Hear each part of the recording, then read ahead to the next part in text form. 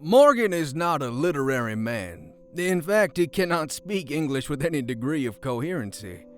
That is what makes me wonder about the words he wrote, though others have laughed. He was alone the evening it happened.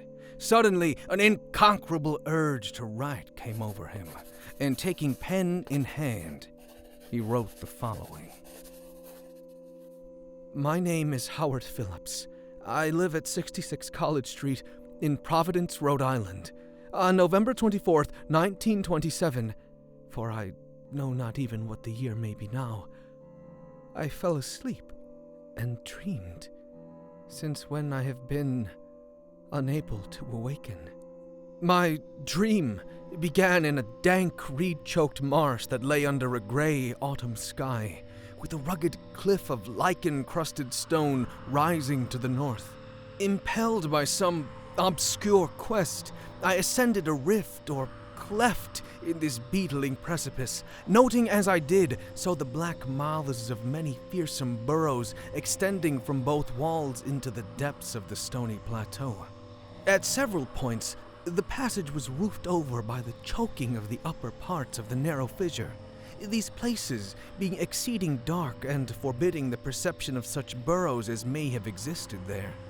In one such dark space, I felt conscious of a singular accession of fright, as if some subtle and bodiless emanation from the abyss were engulfing my spirit.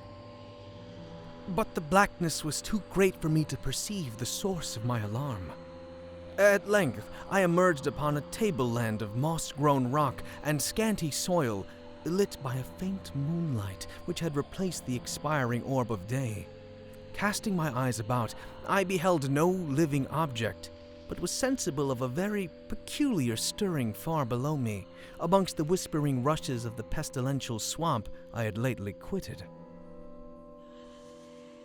After walking for some distance, I encountered the rusty tracks of a street railway and the worm-eaten poles which still held the limp and sagging trolley wire.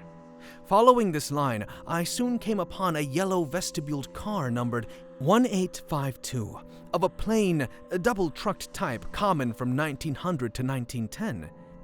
It was unattended, but evidently ready to start, the trolley being on the wire and the air brake now and then throbbing beneath the floor.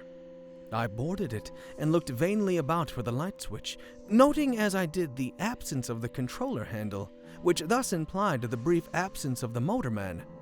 Then I sat in one of the cross seats of the vehicle. Presently, I heard a swishing in the sparse grass toward the left and saw the dark forms of two men looming up in the moonlight. They had the regulation caps of a railway company, and I could not doubt but that they were conductor and motorman.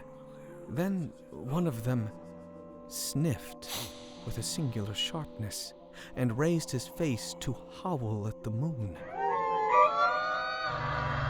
The other dropped on all fours to run toward the car.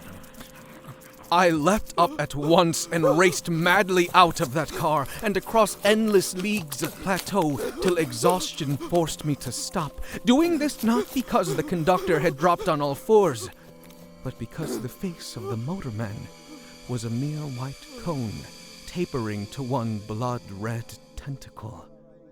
I was aware that I only dreamed, but the very awareness was not pleasant. Since that fearful night, I have prayed only for awakening. It has not come. Instead, I have found myself an inhabitant of this terrible dream world. That first night gave way to dawn, and I wandered aimlessly over the lonely swamplands. When night came, I still wandered, hoping for awakening, but suddenly I parted the weeds and saw before me the ancient railway car, and to one side a cone-faced thing lifted its head, and in the steaming moonlight howled strangely.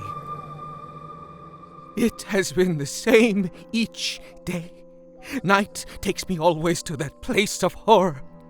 I have tried not moving with the coming of nightfall, but I must walk in my slumber, for always I awaken with the thing of dread howling before me in the pale moonlight, and I turn and flee madly.